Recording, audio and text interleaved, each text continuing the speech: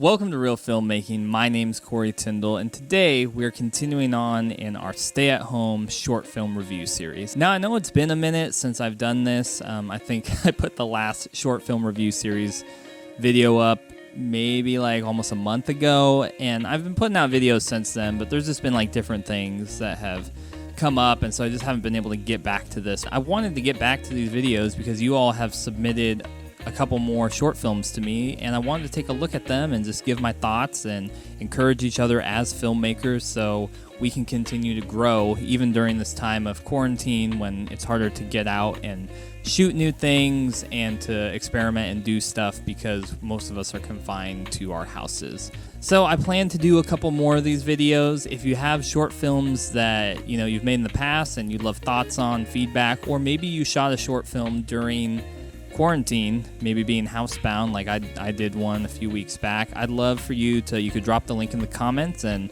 like I said, I would like to do a couple more of these videos, and I could feature it and spotlight it and help filmmakers help each other. Today's short film was sent to me by Fries Strong Video, that's the name of the YouTube channel, and was submitted by Jordan Fries, or Jordan Freese. I apologize if I said that wrong.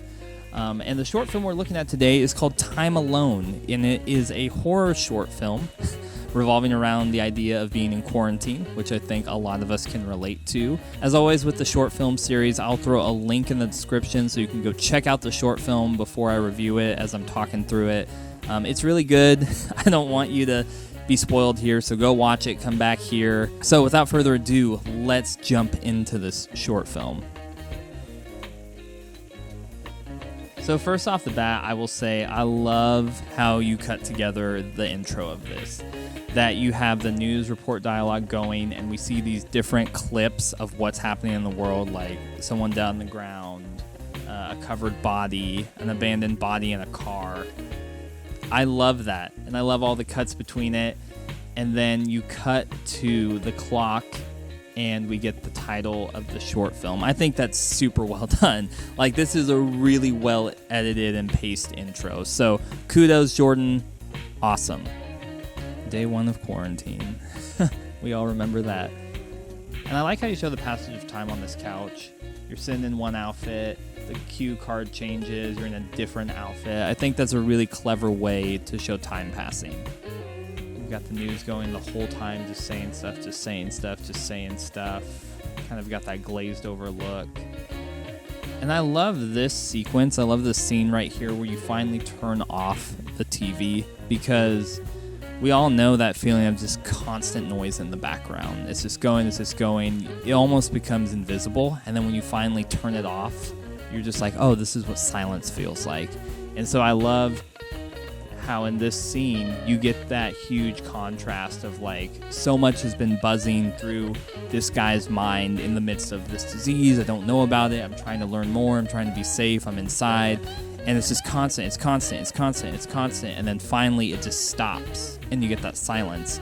And it's such a brilliant contrast. Great job. And then there is another one of him. I love how in this short film, and one of the things I think short films get so wrong is they try to explain every piece of the story that's going on. So in this right here, there's another one of this character that shows up. Some people get into the trap of, do I have to explain that and give all the backstory and the exposition and all those different things, when honestly, every element of a short film doesn't need to be explained. And especially when you are in a short film, you don't have time to get all of that figured out. You have to tell a story that needs to be small and concise. And so I love how you just introduce, like, this is just an understood. He's in quarantine. Somehow another version of himself is showing up and he's talking to him. I love that. I also want to note, for this technique, major kudos to you, Jordan, because this is pretty hard to pull off. So essentially what Jordan has done is he is playing both characters. To get all of these shots, he basically had to shoot them multiple times. There's a couple ways that you can achieve the kind of cloning technique, but the most common way is to set up a shot, act as the one character in that shot, to cut, to change clothing, make sure the shot stays the same, act the other character, and then in post-production you cut those together by using a mask, where you trace out one person or one object and you put it into another frame. And if you have the same composition in each frame, the mask blends pretty seamlessly. So for a short film like this, when the same character is talking to themselves, this becomes quite the feat to have to set up the same shot and to act everything multiple times. So again, great work, Jordan, to all of that. So I love how the character is just talking to himself and you're just like, let's just play games. Let's play hide and seek. You know, it's kind of the proverbial, it feels like you're going crazy. You're talking to yourself. You're trying to do anything just to occupy your time. We get this news report that there is a mass killer out there that is going around and killing people. Soon we come to find out that they break in to our main character's house. This is a great shot, by the way. I love that shot. I want to note here in this bathroom scene, a really good job of filming this in the sense that when you're trying to recreate darkness or night, you obviously can't shoot straight in the dark unless you have a super expensive camera. So most of the time, what you have to do is kind of color a room dark, but you need enough light so you can expose the image. And a good choice is to tend to go with the darker colors like blues, purples, things like that. And so I thought this was a really good job of how you chose to recreate darkness here in this scene. Really good pacing. I feel like there's a really good undercurrent of tension in this sequence. Then we see the main character sneaking around, trying to get out. The door is locked. Ends up hiding in the kitchen closet, I think, the kitchen closet. So then we see the final confrontation, knocks the killer down. He gets out there, he's trying to run away, but then the killer grabs him. He's right there with the knife. What is he gonna do? Stabs the killer. Did it, we're safe, we're in the clear.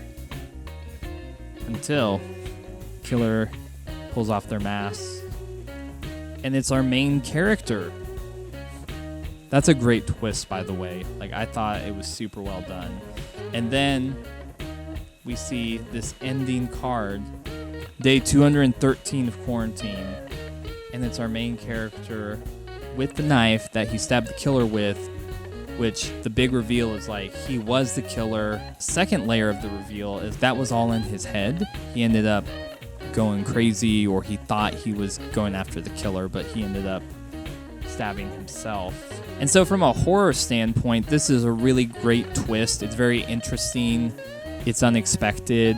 I thought that was really well done. And then I think for the bigger commentary of this piece, because it's a quarantine short film, I think it does a really good job showing the psyche and showing the mental thought process that we can go in sometimes when we're in quarantine. Like, it literally feels like we're losing our minds. It can feel at times like the isolation changes kind of our perception. And so that whole idea of talking to yourself, so the main character is talking to himself, like that, it just brings a different layer. So I love how in this final reveal, all these things that are happening in the story get a couple layers of depth to them. So all that to say, this is a great short film. I don't really have any criticisms or things I think could be improved. I thought the storytelling was really good. I thought the pacing, I thought how you wrote the characters, I thought shot composition was well done. Yeah, I think it's just a solid short film. Personal preferences that, like, if I had made this short film or things I would have done differently, I can share those, but I just want it to be known that this film already stands by itself, like, as a really well crafted film. Things I would do differently, I tend to like a lot of depth in my shots. While there were a couple shots that had some depth, I would tend to add a lot more of those types of shots. I like there being that disparity between the background and the foreground. I like seeing that. Like, to me, it's just something that I like incorporating. So I would have probably had a lot more close and medium close shots, like where I punch in just to accentuate, like, whether it's the checker when they're playing Connect 4, or when the killer is walking around, like you see more close-ups of like the doorknob turning or the knife in his hand or his like really up close on his mask, or a close-up on the eyes of the main character hiding in the bathroom. I just tend to like shallow depth of field, and so I like playing with depth of field to give me different scenes and just contrasting between that. And then I think the last thing, again, personal preference, this film comes in at close to about 13 minutes. I probably would have erred on the shorter side. I think the pacing and how you wrote the story was great and it works well, but I just tend to like to create shorter, almost like micro short films. I like shooting for the sweet spot of like 5 to 7 minutes. I think this short film is great. Well done, Jordan.